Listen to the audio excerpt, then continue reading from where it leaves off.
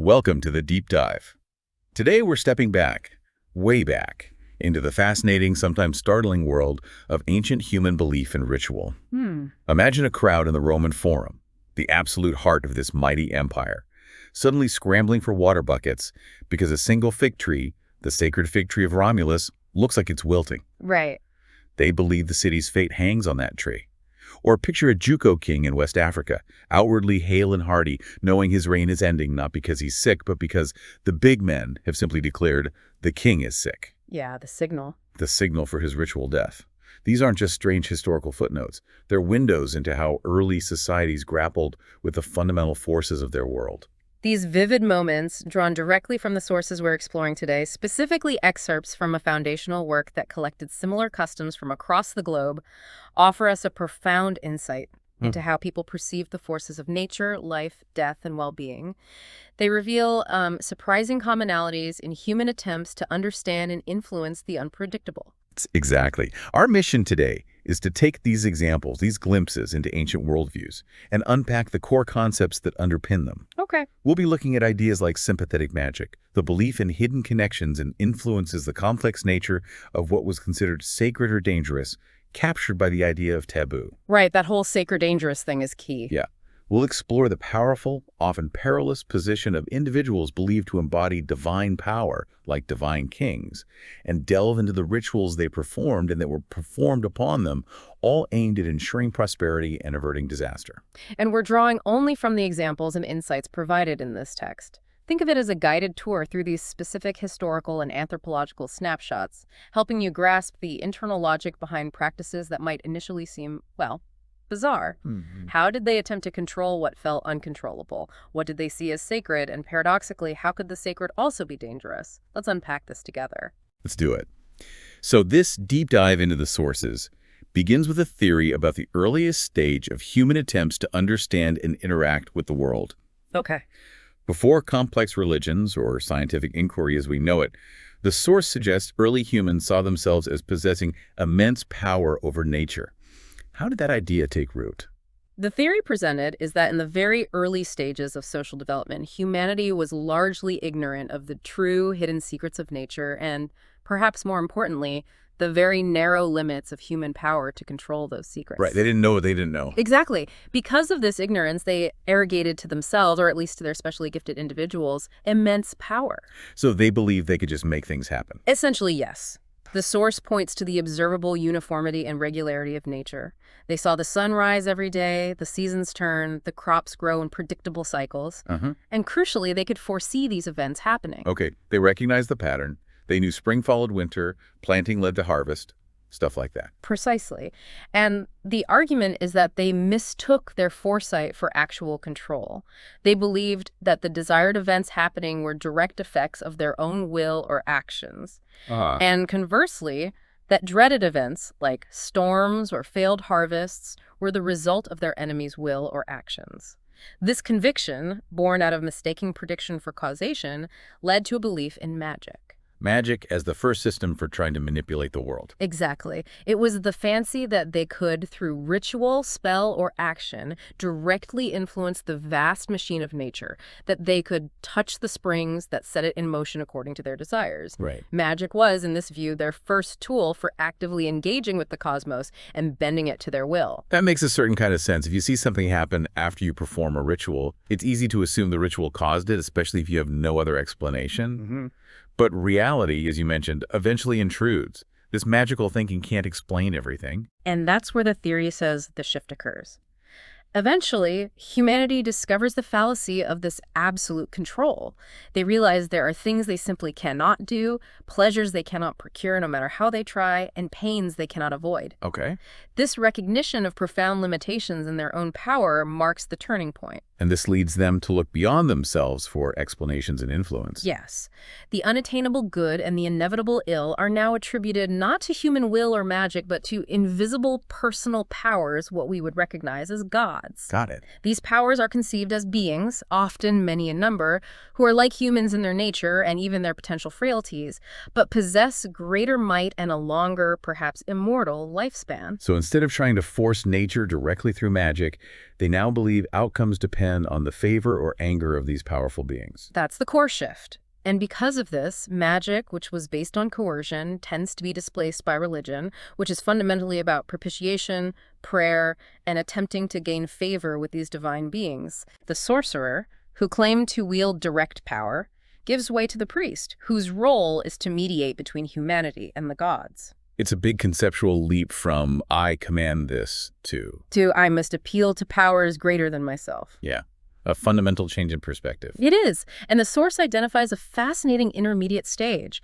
a bridge between this age of magic and the age of fully developed religion with somewhat distant deities. The concept of incarnate human deities or divine kings. People who are seen as gods, or at least embody a divine spirit, while still alive in human form. Exactly. They are seen as figures standing midway between the magician and the god. They often hold the names, the pomp, and the ceremonial status of deities, but the specific powers they are expected to wield are remarkably similar to those attributed to the earlier magician. What kind of powers are we talking about here? Like, what were they expected to do? These figures are expected to perform crucial functions for the community.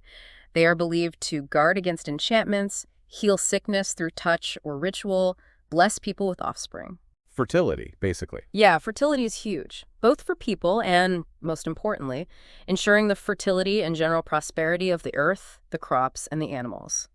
This often involves controlling the weather, bringing rain, and performing other necessary agricultural or pastoral ceremonies. So they're like super magicians, but their power is now attributed to a divine nature that inhabits them, rather than just being a skill they've learned. Precisely. Their position is elevated due to this perceived divine essence.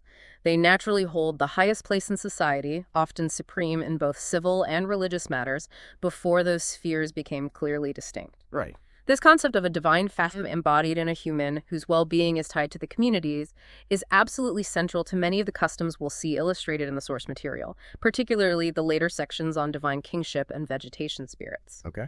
It's a fascinating link between the direct action mindset of magic and the appeasement mindset of religion. That sets the stage really well. And as we move from this foundational idea, the source dives deep into one of the most pervasive systems of belief that seems to underpin many ancient practices. Sympathetic magic. Ah, yes. The idea that things influence each other through some kind of hidden sympathy or connection. The source breaks this down into two fundamental laws or principles, which are seen as governing how sympathetic magic is believed to work across countless cultures. And those two are homeopathic magic and contagious magic, right? That's correct. Homeopathic magic is based on the principle that, produces or that an effect resembles its cause. Right. If you want something to happen, you perform an action or use an object that resembles or mimics the desired outcome. Got it. And the other one? Contagious magic. This is based on the idea that things that have once been in physical contact, even if only briefly, retain a connection, a link, and continue to influence each other even after they are separated. A powerful link is believed to linger. Let's start with homeopathic magic. And like produces like. The source gives some really vivid examples of this principle in action. What about the Huishal Indians and serpent patterns? That sounds intriguing. That's a perfect illustration. The Huishal Indians in Mexico admire the beautiful patterns on the backs of serpents. Okay. When a woman is about to weave or embroider work that requires creating intricate and beautiful patterns, her husband will catch a large serpent and hold it carefully in a cleft stick. Right. Carefully. Very carefully. The woman then strokes the serpent's back, feeling the texture and tracing the patterns, moving her hand from the serpent's head all the way to its tail. Okay. And then she does something with that hand. Yes. She immediately passes that same hand over her own forehead and eyes. Oh. The belief is that by physically interacting with the beautiful patterns of the serpent and then touching her own head and eyes, the organs of sight and the mind where patterns are conceived, she will transfer the serpent's beauty and skill to her own weaving. The principle is direct. The beauty of the pattern on the serpent is believed to transfer by touch and imitation to her ability to create equally beautiful patterns in her craft. It's a clear case of like produces like. That's incredibly tangible. The Samarkand custom with babies sounds similar, focusing on transferring qualities. It does. In Samarkand and Central Asia, women give sugar candy to a baby to suck on with the intention that when he grows up, his words will be sweet and pleasant. Makes sense. Sweet candy, sweet words. Exactly. The sweetness of the candy is believed to transfer to the child's speech. In the same vein, they put glue in the palm of a baby's hand, A glue. Why glue? believing that this will cause precious things like wealth and valuables to stick to his hands throughout his life as if they were glued there. Huh. Okay, I see the logic now. It's a very literal application of transferring a desired quality sweetness of words, stickiness for acquiring wealth through physical contact, and the principle of resemblance between the object's property and the desired outcome. Okay, sugar for sweet words, glue for wealth. That logic is imaginative, but consistent within the framework of like produces like. What about transferring qualities like firmness or stability? Stones seem obvious for that. The source gives examples involving stones, which are universally symbols of steadfastness. During the initiation ceremony of a Brahmin boy entering manhood, he is made to tread on a stone while certain sacred words are repeated. Specifically, tread on this stone, like a stone be firm. The same ceremony is performed for a Brahmin bride during her marriage rite. Okay. The purpose is to transfer the stone's inherent, unyielding quality of steadfastness to the person, lending firmness and stability to their character or to the marriage union itself. So it's not just the physical contact with the stone, but the accompanying words that seem to reinforce the intention and the connection to the desired quality. Exactly. The words articulate the principle behind the action. The source also mentions burying a large stone at the foot of a heavy housepost in Madagascar as a way of counteracting the perceived levity or instability of fortune, Right, to ground the fortune. aiming to ensure the stability of wealth for the household. And in ancient Denmark, Saxa Grammaticus described the custom of electors standing on stones planted in the ground when choosing a king and proclaiming their votes, believing that the steadfastness of the stones would make their decision and the resulting reign lasting. All these examples link the physical, observable property of the stone, its firmness and stability, to a desired abstract quality, attempting to transfer that quality through physical association and ritual action. It's like using the object's nature as a magical blueprint. And then there are the examples of using objects associated with fertility or strength to impact plants or people. That seems like a really practical application. Yes, this is a very common and practical application of homeopathic magic, particularly focused on promoting growth and vitality. Among the Kai people in New Guinea, when a man sees young banana shoots that he wants to grow strong and fruitful, he will take a stick from a banana tree that has already borne a lot of fruit. He then beats the young shoots with this stick. The belief is that the fruitfulness inherent in the stick from the productive tree will be transferred to the young, unproductive shoots, encouraging them to bear fruit abundantly. So the successful plant's essence is transferred to the hopeful plant. Makes sense. Precisely. In New Caledonia, people perform a similar ritual with taro plants. They lightly beat the taro plants with a branch while saying words like, "I beat this taro that it may grow." Right. Then they plant the branch alongside the taro. The action of beating mimics encouraging growth, and the branch itself might carry a general association with plant life, or specifically come from a plant they wish the taro to emulate. And the example from Brazil with the aninga fruit, that one is quite striking in its directness. It is. At the mouth of the Amazon River, men who wished to increase the size of their generative organ would strike it with the fruit of the aninga plant. Okay. The source notes that this fruit resembles a banana. The magical principle here is overtly produces based on the resemblance of the fruit's shape to the desired outcome. Wow. That's definitely not symbolic. No, quite literal. In Hungary, barren women are struck with a stick that has been used to separate mating dogs. Oh my goodness. The stick, having been in contact with highly fertile animals during the act of mating, is believed to have absorbed some of that fertility, which is then transferred to the woman through the physical contact of the beating. Okay. That's quite something. And finally, the Tarajas in Celebes provide a fascinating example of transferring perceived soul strength. When a man is sick and his soul is believed to be weak and potentially wandering, they beat his head with leaves from the Dracaena terminalis plant. And why that plant? This plant is known for its ability to grow back very quickly and strongly when it is lopped or cut. Oh, resilience. Exactly. Ugh. The Tarajas believe this rapid regrowth demonstrates that the plant has a particularly strong and vital soul. By beating the sick man with the leaves, they intend to transfer that strong soul energy from the plant to the man, strengthening his own weak soul and helping him recover. These examples are incredible, and there's variety, and their consistency with the underlying principle.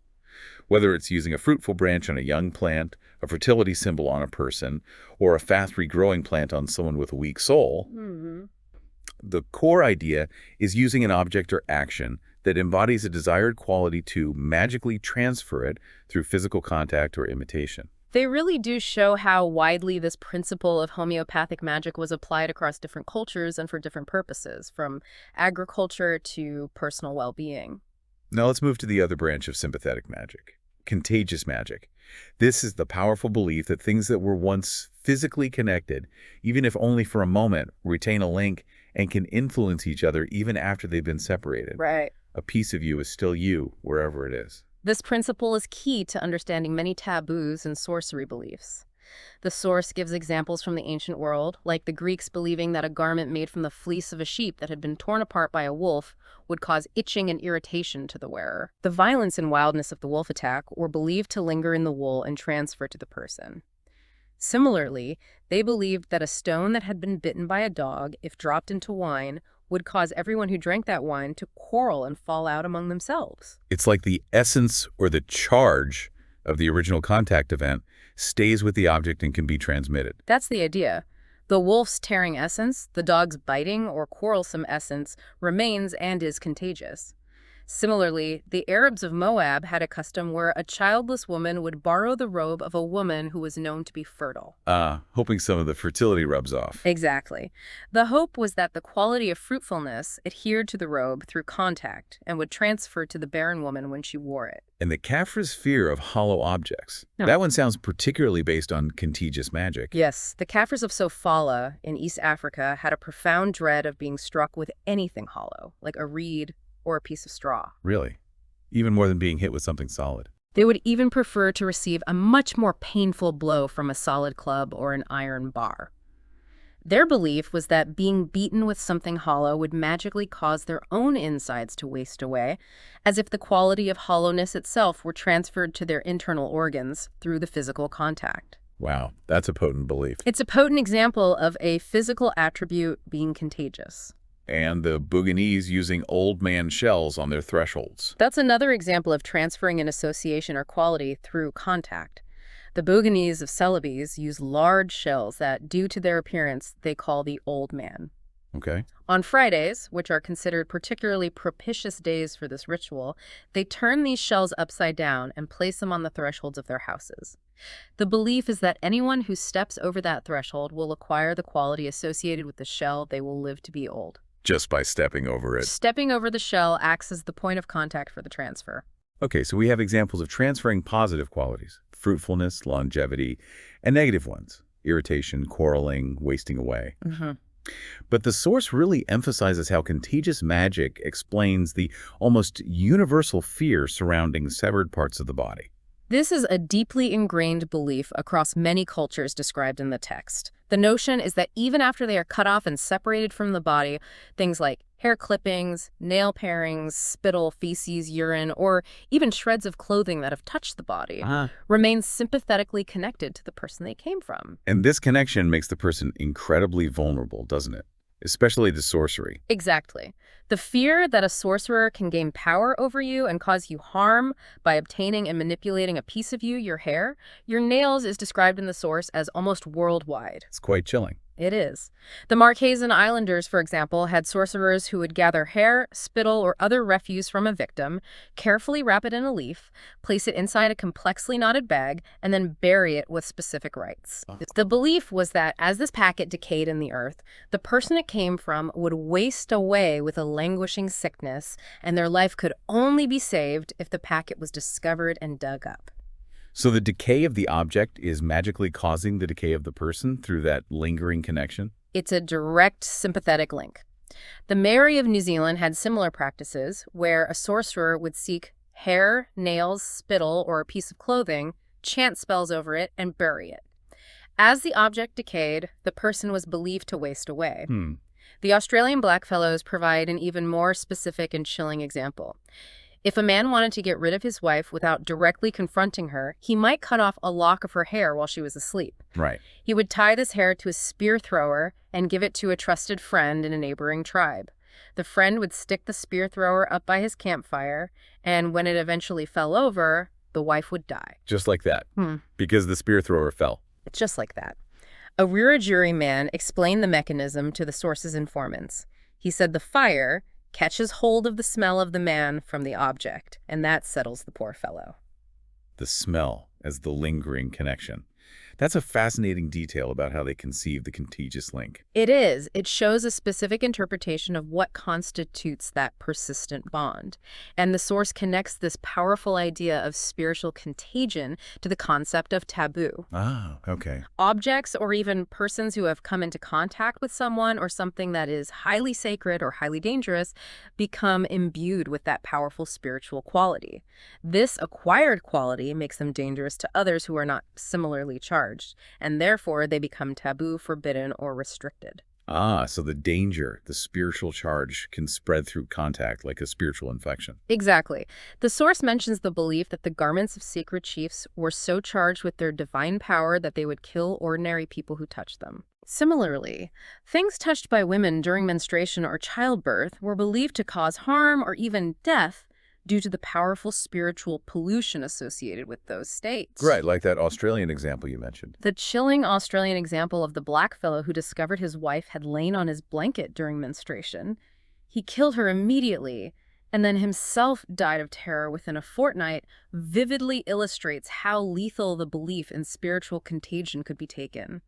He believed the contamination was so profound that it doomed them both. That really underscores how real and impactful these beliefs were, not just abstract ideas, but principles that directly dictated behavior and could have devastating consequences. Absolutely. These aren't mere superstitions. They are deeply held convictions that shape actions and social structures. And this brings us directly to the concept of taboo itself, which the source unpacks by pointing out a distinction that might be surprising to a modern mind. Right, the source makes a crucial point about how primitive societies viewed holiness and pollution. It's not a simple good versus bad distinction. Precisely. The source's key insight here is that in primitive societies, there isn't always a sharp, clear distinction between what we would call holiness or sacredness and what we would call uncleanliness or pollution. Both states, being sacred or being polluted, are seen as involving a potent, powerful, and often dangerous spiritual force or quality. Dangerous and in danger, as you said earlier. That's the common feature that unites them in this worldview. Both are states of being dangerous and being in danger. A person or thing that is sacred is charged with a powerful spiritual force that can be beneficial but can also be easily harmed, depleted, or polluted itself. Right.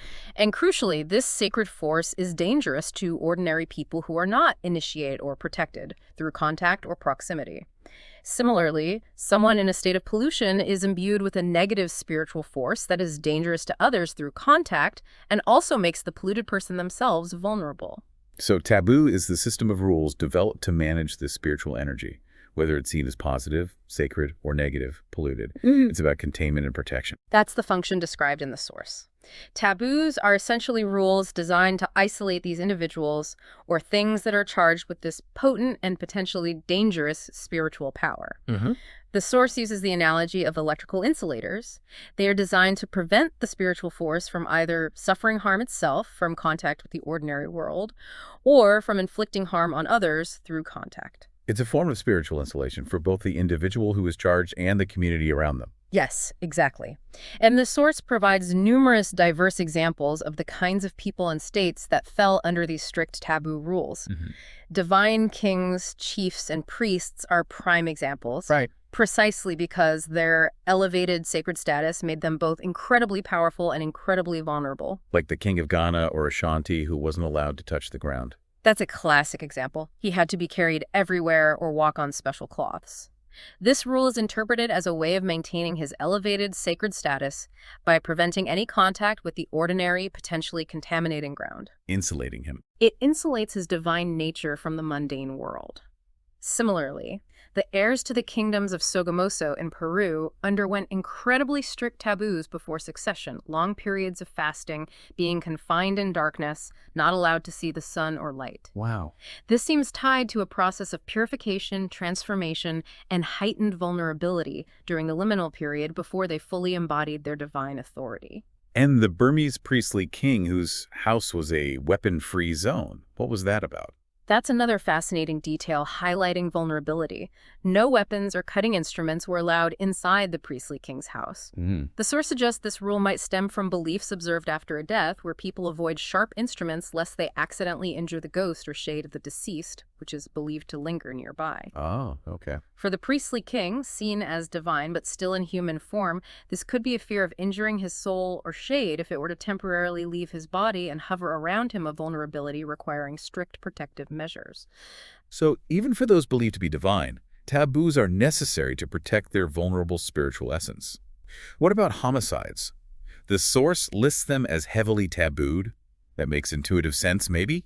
The source explains this by the belief that the spirit of the slain is dangerous and can trouble or haunt the killer. Right. Therefore, the taboos imposed on homicides are seen as measures for both purification and protection, protecting the killer from the vengeful or harmful spirit. Various South African tribes required the slayer of a brave enemy to keep apart from his wife and family for a specific period, purify himself with baths and running water, and chew special cleansing medicine. It's like the act of killing, especially a worthy opponent, contaminates you spiritually. Precisely. You've come into contact with death in a violent way, and the spiritual danger clings to you. The Nandi of East Africa, after killing an enemy, would paint half their body and their weapons, spear, sword, red and white. They were considered ritually unclean for 4 days, built a secluded shelter by a river, followed specific dietary restrictions, avoided contact with women, and underwent purification with a strong purge and a drink made from milk and blood. And that's quite involved. It is. The Bantu and Wajaya tribes would shave the killer's head and rub their body with medicine like goat's dung, specifically stated to prevent the spirit of the slain man from troubling them. Shaving the head seems like a common purification ritual across different contexts. It appears so, perhaps symbolizing a shedding of the contaminated state. The Jaluo in Kavirondo provide a particularly vivid example. They shave the killer's head and hang a live fowl around his neck, then decapitate it, leaving the head hanging. Oh, nice. Soon after, they hold a feast for the slain man, again with the explicit purpose of preventing his ghost from haunting the slayer. In the Pelu Islands, young warriors who had fought for the first time, and anyone who handled the bodies of the slain, were subjected to strict taboos. Secluded in the council house, forbidden from bathing, touching women, or eating fish, given a limited diet of coconuts and syrup, and rubbed with charmed leaves. These elaborate, often physically demanding customs highlight the profound fear of the slain person's spirit and the diverse measures taken to isolate and purify those who had come into contact with violent death. Those are incredibly detailed and show the intensity of the belief. Another group described as heavily tabooed in the source are women at menstruation and childbirth. This state is also presented as causing extreme dread. Yes, the source emphasizes the extreme dread and strict segregation associated with women in these states in many primitive societies. It states that the prohibition on others using their vessels, garments, or sitting places is similar to that applied to sacred persons. Right. And breaking these rules can have severe, often deadly consequences, just like violating a taboo related to a chief. That connects back to the Australian example, where the man died of terror. Exactly. Australian women were forbidden, under pain of death, from touching men's weapons, hunting implements, or even walking on paths men commonly used. They were strictly segregated in small huts away from the village, especially at childbirth, and everything they used was often burned afterwards to prevent contamination. In Uganda, pots touched by a woman during impurity were destroyed, and spears and shields defiled by her touch were purified through ritual. So again, it's about preventing this spiritual pollution, this perceived danger, from spreading and affecting the community or important objects. Yes, that's the core logic. Among the Dene and most American tribes, a menstruating woman was viewed with immense dread and treated as dangerously polluting. She was carefully segregated in a small hut, often built far away from the men in the main village. Total isolation. Pretty much. She was forbidden from touching men's things or game spoils, lest she pollute them and anger the game spirits, who might then withhold animals from the hunt. Wow, so it affected the food supply. Potentially, yes. She had a severely restricted diet, often only dried fish and cold water, and had to drink through a special tube so her lips didn't touch the vessel, contaminating it. She sometimes even had to wear a bonnet or veil to hide her face because her very sight was considered dangerous to society during this time. Her sight. Just seeing her. That's what the source indicates for some groups. The Bribri Indians of Costa Rica offer another specific example. Menstruous women had to use disposable banana leaves for plates, which were then carefully thrown away in a sequestered spot, lest a cow eat them and waste away. Okay. They also had to use a special drinking vessel, lest others drink after them and die. These are incredibly rigorous and isolating rules, demonstrating how potent and dangerous this perceived spiritual state was believed to be. It's startling how these beliefs translated into such severe social restrictions and physical isolation. It is. It shows the extent to which these spiritual dangers were perceived as real and required drastic measures to contain. And one final category the source mentions as subject to significant taboos are strangers. Because they might carry baneful influences or evil spirits from outside the community. Exactly. Savage prudence often dictated that people arriving from outside the community carried potential harm, disease, treachery, or malevolent spirits. Right, the unknown factor. Yes. This led to various purification ceremonies before allowing strangers to enter a district or mingle freely with the inhabitants as a way of neutralizing this perceived danger. Like the striking example of leading Justinian's ambassadors through flames. That sounds intense. That's a very visual illustration. When Justinian's ambassadors arrived among the Turks, the shamans performed elaborate purification rituals. They purified the ambassadors' goods by carrying them through burning incense and accompanying the rite with bells and tambourines, falling into a frenzy. Wow. Then they purified the ambassadors themselves by leading them between two large fires, intending to exorcise all harmful influences, spirits, or potential treachery they might have brought with them from their own land. A spiritual cleansing by fire. Seems like it. In Nanumea in the South Pacific, strangers were taken to each of the 4 principal temples of the island for a series of prayers and offerings to the local god, specifically to avert disease or treachery they might have brought. The local people even kept out of sight during these ceremonies, highlighting their fear of even unintentional contact. They were treated as potential sources of spiritual contagion or disruption until purified. Yes, as if they carried an invisible illness or malevolent spiritual baggage. The Otdanums of Borneo required strangers to pay a sum for the sacrifice of buffaloes or pigs to the local land and water spirits. Okay. This was intended to reconcile these powerful spirits to the stranger's presence and ensure the spirits didn't withdraw their favor, which would protect the local harvest and the community's well-being. Appeasing the local powers. Right. In central Borneo, the fear of European travelers potentially making people ill was so strong that some men warned their wives and children away, and curious individuals would kill fowls and smear themselves with the blood as a form of countermagic.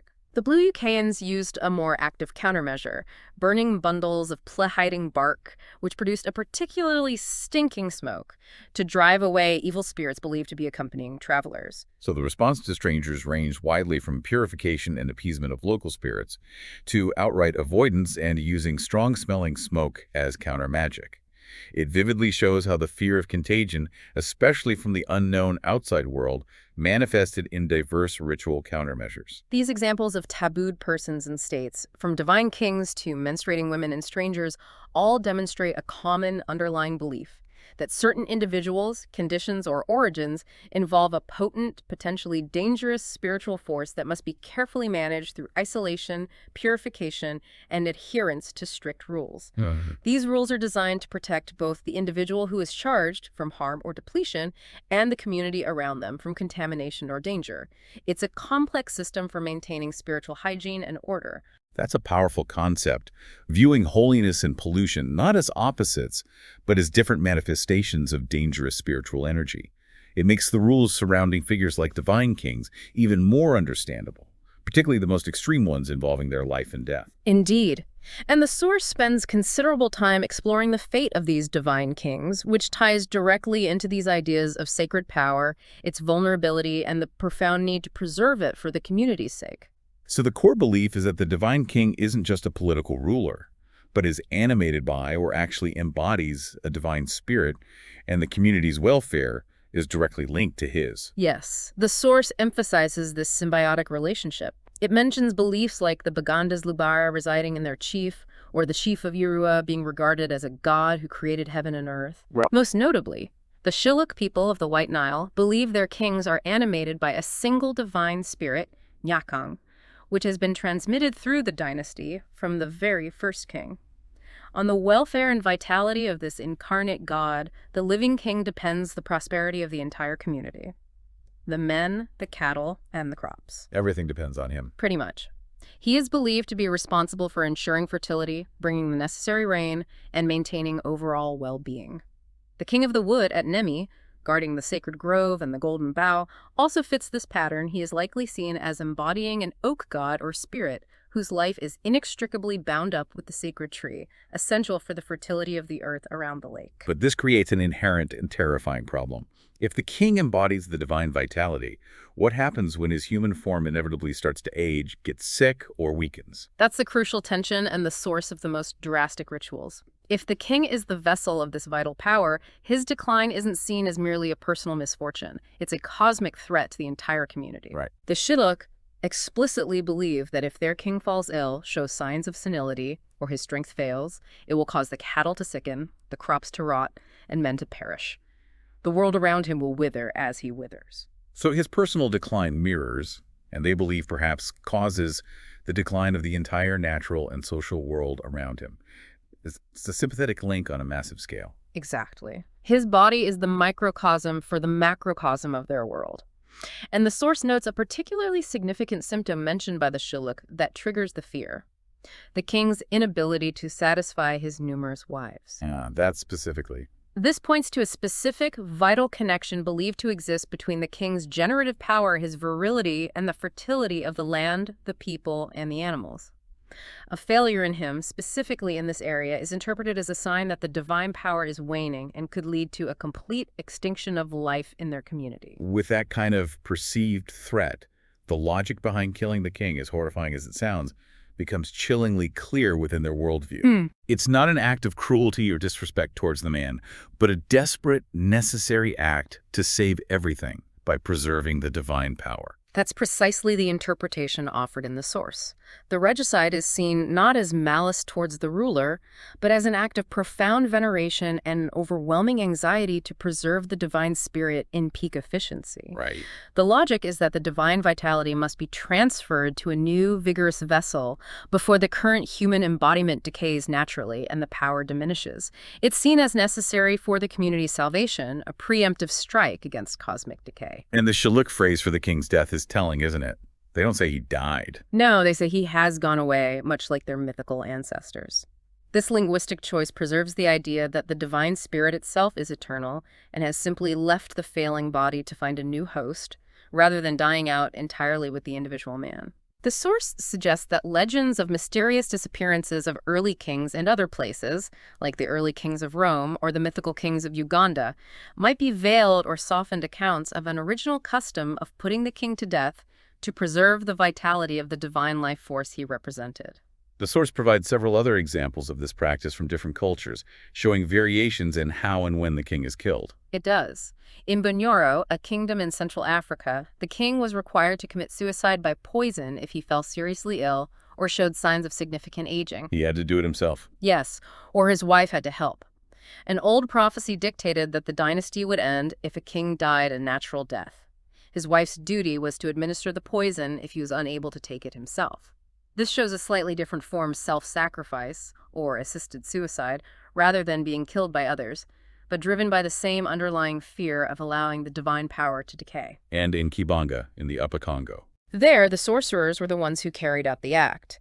They would strangle the king when they judged that he was nearing the end of his life, again, to ensure the divine spirit didn't linger in a weakened state. In Jinjiro, if the king was wounded in war, his own comrades or kinsmen would kill him. This prevented him from potentially dying a slow, painful death from his wounds, or worse, dying at the hands of an enemy, which might somehow compromise the transfer of the divine power or bring shame upon the lineage. Right, controlling the narrative, almost. It shows the importance of controlling the circumstances of the divine vessel's death. The Jukos in the Beni River had perhaps the most formalized system, described an election process that included the king's preordained death. That one is particularly stark. Yeah. The Jukos elected a king for a fixed term, often for only 7 years. When the Council of Big Men decided he had reigned long enough, they would announce, "The king is sick." Which everyone understood. Which everyone understood as the formal signal that his reign and his life was about to end. They would then proceed to choose his successor and even determine the length of the next king's reign by counting sticks on the ground. Following this, they would hold a great feast, ensure the current king got thoroughly drunk, and then he would be speared to death. Wow. And people still wanted the job. What's fascinating and perhaps speaks to the profound belief in the necessity of this act or the status it conferred is that the source notes this custom didn't seem to deter candidates from seeking the kingship. That is remarkable. And the House of Kingdoms in northern Nigeria had a specific official for this task. Yes, in the House of Kingdoms, there was an official titled the Killer of the Elephant. His specific duty was to throttle the king as soon as he showed unmistakable signs of failing health or serious infirmity. Again, the trigger is the beginning of physical decline, and the method is direct termination to prevent the decline of the divine essence within him. So, despite variations in triggers, illness, age, fixed term, injury, general infirmity, and methods, suicide, strangling, spearing, throttling, the underlying principle is remarkably consistent across these diverse cultures. The physical life of the divine king must be ended before its natural decay sets in. This isn't arbitrary violence, it's a ritual necessity believed to ensure the continuation of the divine vitality, which is crucial for the community's survival and prosperity by transferring it undiminished to a new, strong vessel. They truly believed the cosmic order depended on this stern rule. However, the source also explores modifications to this potentially inconvenient or harsh practice. All right, ways around it. Such as annual renewal ceremonies where the king's power is revitalized, or the use of a substitute victim who takes the fatal role in the king's place. Like in ancient Babylon. Yes. In historical times, Babylonian kings held office for life. However, the source suggests a theory that in a more remote period, the kings or their predecessors might have actually forfeited their life at the end of a year's term. In later historical periods, every year at the Zagmuk festival, the king had to perform a ritual that involved renewing his power by seizing the hands of the image of the great god Marduk. This annual renewal ceremony is seen by some as potentially stemming from or being a modification of an earlier practice of annual sacrifice or death of the king. And this connects to the Babylonian Sakia festival, described by Berosus, where a condemned criminal briefly played the king. This festival, lasting 5 days, is presented as strong evidence for a substitution ritual. A condemned criminal was chosen, dressed in the king's robes, seated on the royal throne, allowed to command the household feast, and crucially, allowed to lie with the king's concubines. After these 5 days of temporary kingship, he was stripped, scourged, and put to death either by hanging or impalement. And the concubines' bit is key evidence. The source argues that the permission for the criminal to lie with the king's concubines is particularly decisive evidence against this being merely a jest or a mock kingship. Right, it's too intimate, too real. It suggests the criminal was genuinely about to die in the king's stead, and to make the substitution perfect, he had to enjoy the full rights and privileges of royalty, even if only for a few days before undergoing the sacrificial death. He was, as the source puts it, a dying criminal representing a dying god. So, the substitute fully embodied the divine king, experienced the peak of his power, and then underwent the sacrifice in his place. This allowed the real king to avoid the annual death. That's the interpretation, a modification of the original rule, allowing the real king to escape his fate by temporarily abdicating, letting a substitute briefly take his place, embody the role, and suffer the required death for the renewal of the land and people. Clever, in a grim way. The source also briefly mentions other modifications, like the outright abolition of the custom in places like Ethiopia, Sofala, and Io, or changing it to a trial by combat, as was the case in Calicut on the Malabar coast. There, anyone could challenge the king after he had reigned for 12 years, and if the challenger killed the king, he took his place. This rule, like the one at Nemi, where the king of the wood holds office until slain by a stronger successor, serves a similar purpose. Right, ensuring strength. Ensuring that the divine life is transferred to a capable individual and that the current vessel hasn't become too weak to defend his position and embody the necessary vigor. It's clear these societies developed remarkably complex and often brutal systems to ensure the perceived vital sacred power on which their existence depended was maintained at peak strength, even if it meant ending the life of its human embodiment. They are powerful examples of how deeply the well-being of the community was believed to be linked to the state of a chosen individual. And speaking of the well-being of the community, another major area the source delves into is the belief in vegetation spirits and the elaborate rites associated with them, particularly concerning agriculture. This builds directly on the idea we touched on earlier about spirits or souls inhabiting nature. The source revisits the belief, found in many cultures, that trees are inhabited by spirits or even the souls of the dead. Like the sacred groves of the Slavs, or the oracular trees of the Lithuanians, where people sought divine messages. Yes, those are cited as examples, along with similar practices in ancient Greece and Italy. For instance, the prohibition on cutting down cypress trees dedicated to deities, or the Roman rituals performed to revive drooping sacred trees. Like the fig tree you mentioned at the start. Exactly, the fig tree of Romulus in the Forum, or the cornel tree on the Palatine Hill. When these trees looked like they were dying, the Romans would rush to fetch water and perform rituals to revive them, believing the fate of the city was somehow tied to the life of the tree. Wow. This shows a belief in the tree possessing a vital spiritual life that needed to be actively supported. And the belief that some trees were seen as housing ancestral souls. That sounds like a different kind of spiritual connection. It is, though not mutually exclusive with the idea of tree spirits. The Dieri tribe in Central Australia believed that certain trees were their fathers transformed and consequently refused to cut them down. Okay. Some Philippine islanders and the Igorots of Luzon believed the souls of their ancestors were in certain trees, treating them with great respect, offering pardon if a tree absolutely had to be felled, or believing that any injury to the tree brought misfortune to the village. The Igorots held a particular sacred village tree in reverence, seeing it as the collective dwelling place of their forefathers' souls, and believed that cutting it down would literally doom the entire village.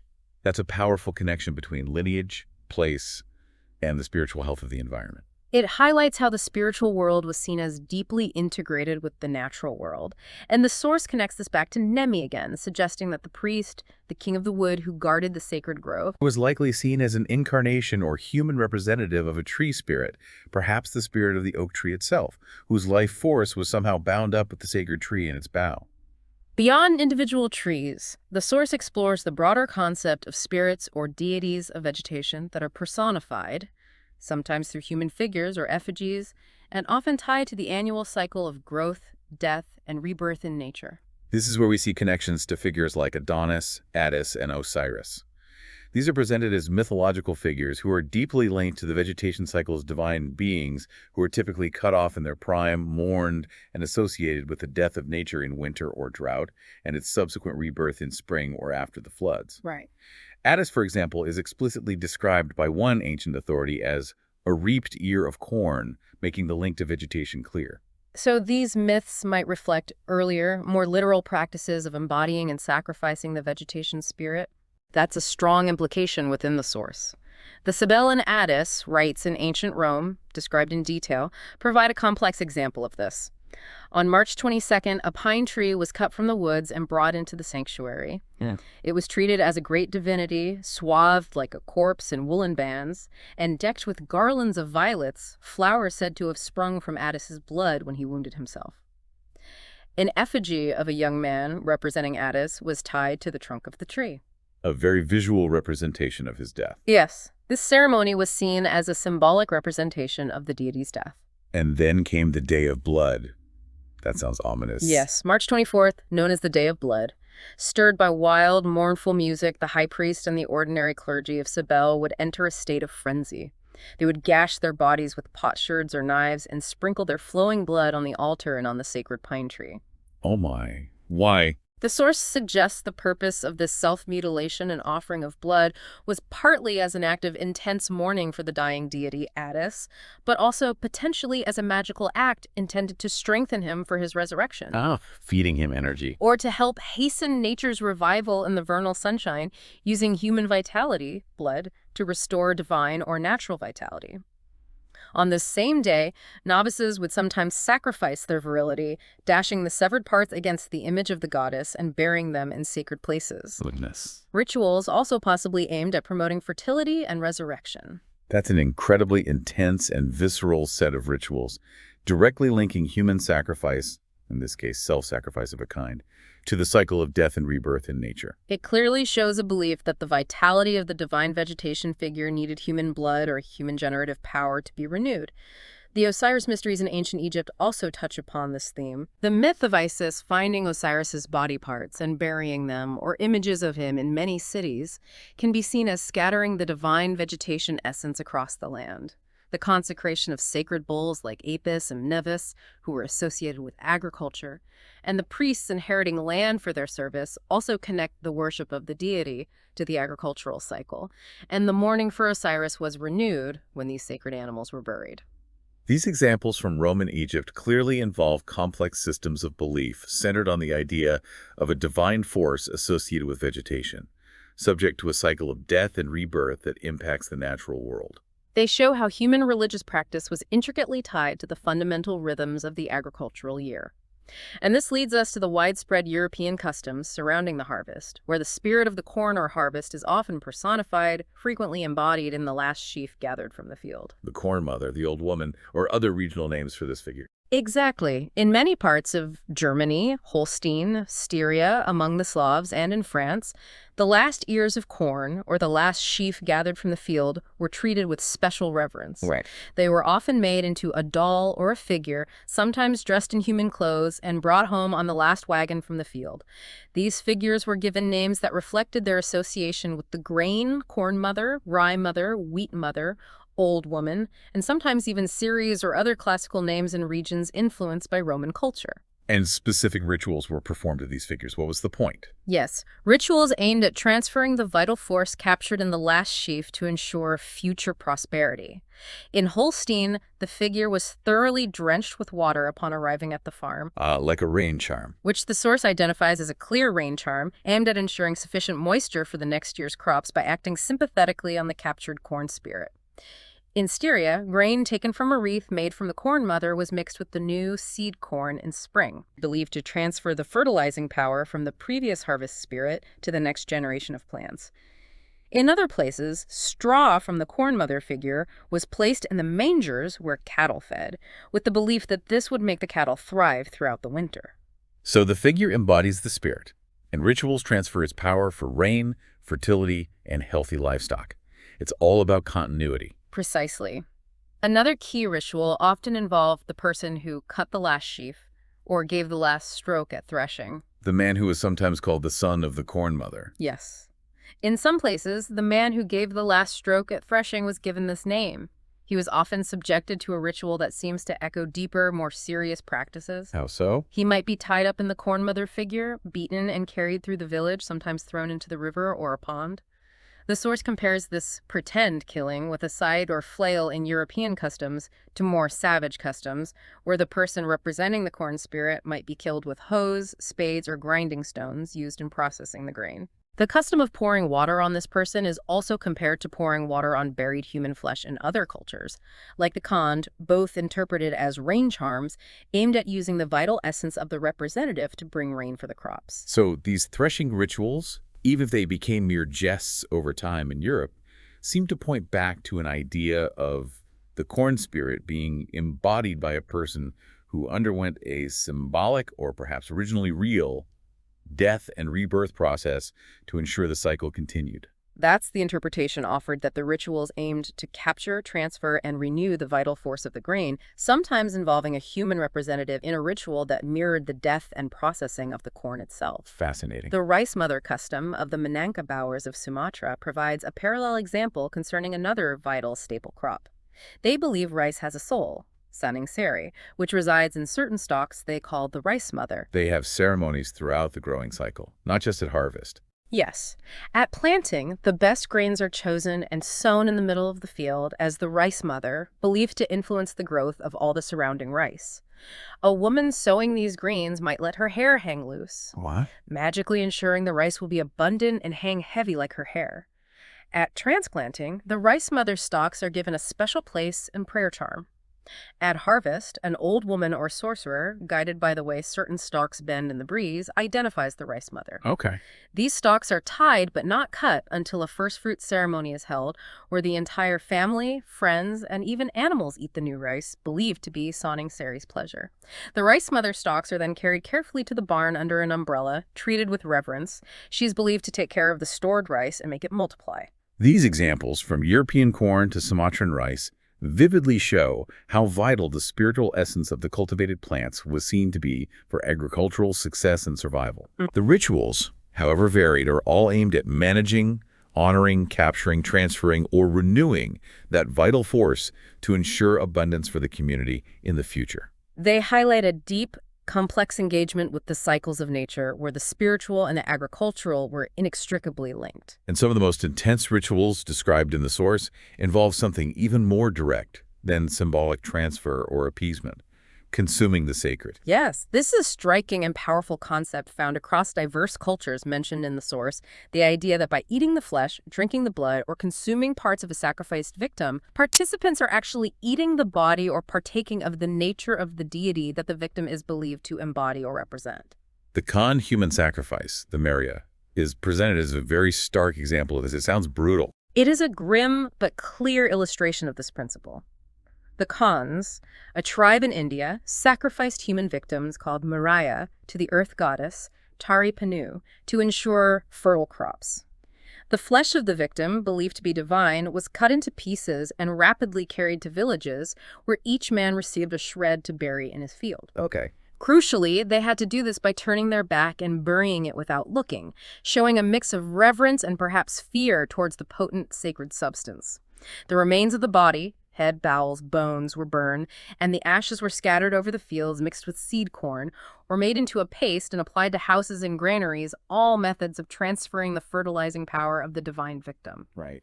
When human victims were unavailable, they substituted a buffalo, which was hacked to shreds with axes, and the pieces were raced back to the villages to be buried before sunset, showing the urgency of distributing the sacred substance. And the source is quite explicit about the belief driving this practice, at least for some groups. They actually believe they were eating their god. Yes, for groups like the Pawnee in North America, the Marimos in Africa, and the Gonds in India, it is stated that in eating the victim's flesh, or heart, they believed they were quite literally partaking of the body of their god. This practice sounds remarkably like the idea of a religious communion, sharing in the divine essence through a communal meal. It does, and the source draws parallels to later, more familiar religious practices. The frenzied followers of Dionysus in ancient Greece would perform rituals involving tearing apart and eating a live goat raw. Eating it raw. Eating it raw. The belief was that because Dionysus sometimes assumed the form of a goat, in performing this act called homophagia, they were actually eating the body and drinking the blood of the god himself, absorbing his power and experiencing divine ecstasy. Wow. The source notes that similar practices have been observed among what were then called savages in modern times. And the Aztec festival for Huitzilopochtli in Mexico seems like one of the clearest examples of a communion ritual described. That sounds incredibly structured. It is a prime and well-documented example. An idol representing the god Huitzilopochtli was made of a paste created from amaranth seed and honey. After it was formed and decorated, the priests would consecrate this paste, explicitly stating that it was now the god's flesh and bones. They actually said that, flesh and bone. Explicitly. Pieces of this consecrated paste were then distributed to everyone present, men, women, and children, and eaten as a form of communion. The source describes this act as being received with extreme reverence, fear, and even tears, highlighting its profound religious significance. Strict taboos, such as fasting and not drinking water, were observed beforehand as preparation for receiving the divine substance. They explicitly said they ate the flesh and bones of God. That's a very literal and profound way of attempting to connect with and absorb the divine power. It's hard to wrap your head around sometimes. It shows the belief that the divine presence could be embodied in a physical substance and shared among the community through consumption. The Ainu Bear Festival, or Ayomante, in Japan, offers another complex example of this theme, involving an animal treated as divine. Right, the bear. The Ainu would capture a bear cub, raise it with great care in the village, treating it with immense respect and affection, addressing it as a divine one. At the festival, after elaborate preparations, the bear was ritually killed, often shot with arrows or strangled carefully without shedding blood on the ground, as blood on the ground was seen as polluting. And then they consumed it. How did that work? Yes, and the consumption was highly ritualized. Men might drink the warm blood directly from the wound or smear it on themselves, believing it would give them the bear's courage, strength, and hunting prowess. Oh. The bear's head was set up in a place of honor, adorned with offerings of its own flesh, along with other food and drink. Boiled meat and blood were then shared among the community as a mandatory communion, often called the cup of offering, or the soup. Everyone had to take part. Everyone present, from the youngest to the oldest, was required to taste it. Refusing was considered equivalent to excommunication from the community and its spiritual life. The bear's skull was later worshipped. So, even though it's an animal, it's treated as a divine being whose essence is transferred and shared through this communal meal. Exactly.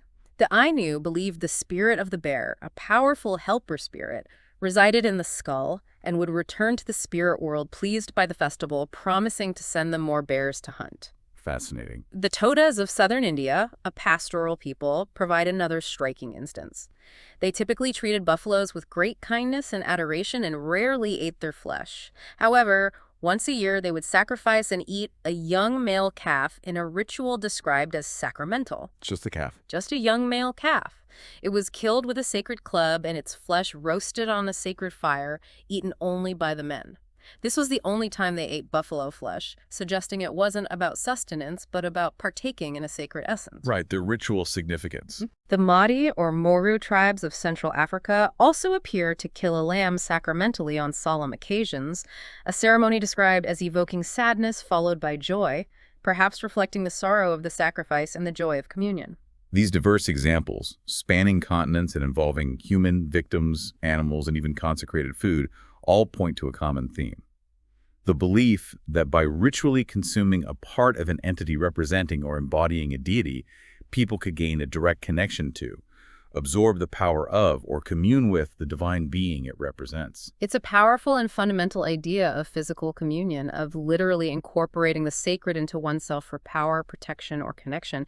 And it ties back to the idea of the dying god or his representative, like the Sasia criminal or the Dionysus goat, whose death and symbolic resurrection through succession, renewal, or myth is seen as necessary for the salvation and prosperity of his people in the world, a benefit often shared through this communal consumption. With all these perceived spiritual forces at play, divine kings, vegetation spirits, sacred animals, wandering souls, potential contagion, it's not surprising that societies also developed rituals specifically aimed at actively driving away negative influences, dangers, or evil. Getting rid of the bad stuff. Yes. The source describes the widespread necessity in many cultures of actively purging the community, the territory, or even individuals of various accumulated dangers.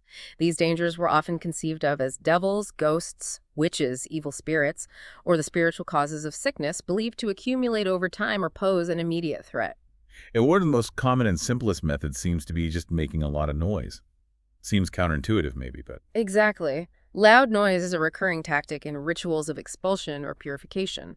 After wars, for instance, some villages would have ceremonies where people ran through the streets making frightful yells and shouts. Why? This was intended to drive away the ghosts of the slain enemies, who were believed to linger and could bring sickness or misfortune if not banished. Like the Lenten fires in Europe? Those often involved a lot of noise too, didn't they? They did, and they are linked to driving away evils associated with winter or the wicked sower, evil influence. In places like Tyrol, Silesia, Bohemia, Switzerland, and France, Lenten fire festivals involved people running with burning branches, dancing, singing, leaping through bonfires, and importantly, making a huge racket. Right. Using firing shots, shooting the witches, blowing horns, ringing bells, cracking whips, and general shouting. The belief was that this uproar actively drove away devils, witches, and evil spirits that might harm people or crops. Okay. Some even believed that if insufficient noise was made during these rituals, it would negatively affect the fruitfulness of the land later in the year. So noise and fire are seen as potent weapons or deterrents against unseen malevolent entities. Fight fire with fire and noise with noise. Yes, they are forces that demand attention and are believed to be effective against spiritual threats. Beyond just noise, the source describes more elaborate ritual expulsions, sometimes involving specific directions or offerings to guide the evil away. Like bribing them. Sometimes. The Alfoors of Halmahera, for example, when faced with an epidemic devil, would construct vessels carrying a costly garment and other offerings, take them out into the forest, and leave them there while using mocking words to tell the demon to take the gifts and leave them alone. It's a combination of bribing the evil spirit and insulting it to make it go away. A rather pragmatic approach. The K Islands had a similar method for appeasing irascible evil spirits believed to cause epidemics. They would leave offerings of rice, miniature gun models, gongs, and bracelets at poles set up outside the village. Huh? A priest would address the spirits, appealing to them to leave, and then everyone would run home as fast as possible, perhaps believing they were escaping before the spirits could react or sensing that the ritual was complete. And the large-scale expulsion ceremony in Bali, the dark moon ritual, sounds incredibly elaborate. That one really stood out. The Bali dark moon expulsion, performed when the moon is dark and perceived as a time when malevolent forces are strong, is a particularly fascinating and sophisticated ritual. Offerings are set out for the devils at a crossroad, believed to be a gathering point. Right. A horn is sounded to summon the devils. Men march through the village with flaming torches, shouting in unison, "Depart, go away." People in their homes contribute to the effort by creating a deafening clatter on pots, pans, or anything available to help drive the fiends out. A priest curses the devils from the district. But the crucial, and perhaps most ingenious part of the ritual follows this uproar. The period of dead silence. That's the clever bit. Exactly. For 24 hours after the expulsion, a period of absolute dead silence is observed throughout the entire community. No one leaves their home, no cooking is done, no buying or selling takes place, no work is performed. The aim is to create an environment of total stillness and apparent desertion. So the devils think everyone's left. The belief is that when the devils, driven out by the noise and fire, attempt to return, they will find the village utterly silent and still, perceive it as a deserted island, and conclude that there is no life or activity left there for them to prey upon. This is intended to trick the devils into leaving permanently and prevent their return. Wow. Wreaths are even hung at entrances to warn any approaching strangers that the village is in a state of taboo silence and they must not enter. That's a truly remarkable piece of spiritual strategy, using intense noise to drive them out, followed by absolute silence to deceive them into thinking the place is uninhabitable. It shows a complex understanding of how to manipulate spiritual entities through creating specific sensory and environmental conditions. The source also briefly connects this to the Celtic fire festivals like Beltane, May Eve, and Samhain, Halloween, Right, big ones. which are timed differently from solar cycles, perhaps related to the pastoral calendar. The burning of animals like cats, serpents, and foxes, and historically even men in the bonfires, is interpreted as burning witches or wizards who were believed to have transformed into these animal shapes. Okay. By burning them, they removed those believed to blight the crops and livestock, thus ensuring the fertility of the land. The mention of the Druids believing that executing many people increased fertility fits this idea of actively purging harmful influences from the community for the sake of collective well-being. So whether through using overwhelming sensory input like noise and fire, offering bribes, making appeals, or creating specific environmental conditions like silence and apparent desertion, these rituals demonstrate a widespread and diverse set of strategies aimed at actively cleansing the community of perceived spiritual dangers to ensure its safety and prosperity. They reflect a world where negative forces were seen as tangible threats that needed regular, often dramatic, ritual countermeasures to be kept at bay. Let's shift gears a bit to something more personal, but still deeply connected to these spiritual concepts, the belief about the human soul itself, and specifically the idea of a wandering soul. That seems quite prevalent too. This is a significant belief described in the source, found in many cultures. It's the notion that a person's soul is not always permanently fixed within their body. It can just wander off. The soul can quit the body temporarily, especially during sleep, which is how dreams are often explained the soul's journey. However, if the soul leaves the body during waking hours, it's believed to cause serious consequences, leading to sickness, loss of consciousness, insanity, or even death if it doesn't return. So the soul is seen as a distinct, potentially mobile entity that needs to be kept safely inside the body for health and life. Absolutely. It's a very vulnerable thing, and the source gives examples of rituals specifically aimed at bringing a wandering soul back into the body or preventing it from leaving in the first place. Like soul retrieval. Exactly. The Wurundjeri tribe in Australia had medicine men who specialized in this. If someone was sick or dying and their soul was believed to have left, the medicine man would pursue and catch the soul. Catch it. How? Which was sometimes seen plunging towards the sunset, the path leading to the underworld, the realm of the dead. The medicine man would then physically return the captured soul to the sick or dying person by laying on them to revive them. That's a very direct, almost physical act of soul retrieval.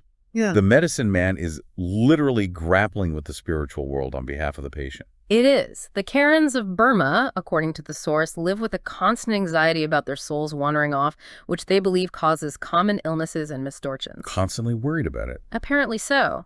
If a man fears his soul is about to leave him, perhaps feeling weak or unwell, they perform a specific ceremony involving a family meal. The head of the family takes a bowl and knocks it on the house ladder, calling the soul by name, Peru. Come back, soul. And listing all the dangers outside that might deter it or harm it. The wet and the hot, stinging insects, biting leeches, devouring tigers, crushing thunder. They then appeal to the soul by promising it safety, comfort, and a nice meal inside the house with its family. So it's a combination of summoning the soul and then reassuring it about the safety and comforts of home, like coaxing a lost pet back. Yes, a clear appeal. The ceremony often ends with everyone present tying their right wrist with a charmed string. Why the string? This is a physical act intended to symbolically and magically tether the soul securely to the body, preventing it from wandering away again. Okay. The Lolos of southwestern China, who believe the soul leaves the body in chronic illness, perform an even more elaborate litany. They call the soul by name from every conceivable specific location where it might have strayed from the hills and vales, from particular rivers and forests, from cultivated fields and wild places. Calling it from every possible corner of the world, covering all bases. Yes, leaving no stone unturned. They also set out food and drink, such as water, wine, and rice, for the weary spirit, imagining it returning from its long journey. They too tie a red cord around the sick man's arm to tether the soul, keeping it secure until the cord decays and perhaps needs to be replaced, or the ritual repeated. These rituals underscore the perceived fragility and mobility of the soul and the lengths people went to, using appeals, offerings, descriptive summons, and symbolic physical bonds to keep it safe and contained within the body for health and survival. They reflect a worldview where the vital principle of a person is not necessarily a static internal component, but something that is potentially vulnerable to external forces and needs active management and protection. And building on this idea of the soul's separability, the source introduces the truly fascinating and widespread concept of the external soul or life token. This one seems straight out of fairy tales. This is the remarkable belief found in many myths, folktales, and seemingly in actual beliefs that a person's life or a vital part of their soul is not stored within their body where it would seem most secure. But is instead kept outside the body, hidden away in an object or even an animal. So the person's physical body can be unharmed, but if this external life token is damaged or destroyed, the person dies or is severely harmed. Exactly. The source gives several examples drawn from folklore across different regions to illustrate this concept, which often forms the core vulnerability of a villain or mythical creature. Like the genie's soul in a sparrow from the Arabian Nights. I think I remember that one. That's a classic example. Yeah. The powerful genie could not be killed by normal means because his soul was not in his body. It was hidden in a sparrow, which was inside a series of progressively smaller boxes and chests, which were themselves contained within a marble coffer at the bottom of the ocean. Wow, layers of protection. Absolutely. The hero had to undertake a perilous quest to find this external token and strangle the sparrow to kill the seemingly invulnerable genie. Similarly, the Kabyle ogre had his fate, his life, in an egg, which was hidden inside other animals, first a pigeon, then a camel, and ultimately hidden at the bottom of the sea. To kill the ogre, his external soul, the egg, had to be found and broken. And the witch with beetles. Yes, the Magyar witch in another tale had her life and power concentrated in 2 beetles, which were inside a box. The box was inside a pigeon, the pigeon inside a hare, and the hare inside a wild boar. Like a nesting doll of doom. Pretty much. To kill the witch, the hero had to hunt and kill each animal in sequence to finally get to the beetles and crush them, destroying her life token. In all these stories, the destruction of the external object or animal results directly and instantly in the death or powerlessness of the person whose life was linked to it. These are powerful narrative devices in folklore, but the source suggests this concept isn't just limited to stories. It seems to reflect actual beliefs in some cultures. It does. The source suggests that this concept might underlie practices or beliefs such as totemism, where a totem animal might be seen not just as a symbol or ancestor, but as a receptacle for a man's life or group's collective vitality. And the source addresses a potential conceptual difficulty someone might have with this idea. How can a person have their soul both inside their body and also outside it? It does this by introducing the concept of multiple souls. So if a person is believed to have more than one soul, it becomes plausible that one soul stays in the body while another resides in an external object or animal. That's the argument presented. The source points out that the idea of a plurality of souls is suggested by many facts from diverse cultures and was even considered by ancient philosophers like Plato, as well as being a common belief among what the text calls savages. Right. Unshackled by strict theological dogma, primitive people were free to assume as many souls or vital principles as seemed necessary to explain the phenomena of life, consciousness, illness, and death. Can you give examples of this belief in multiple souls? How many could someone have? Certainly.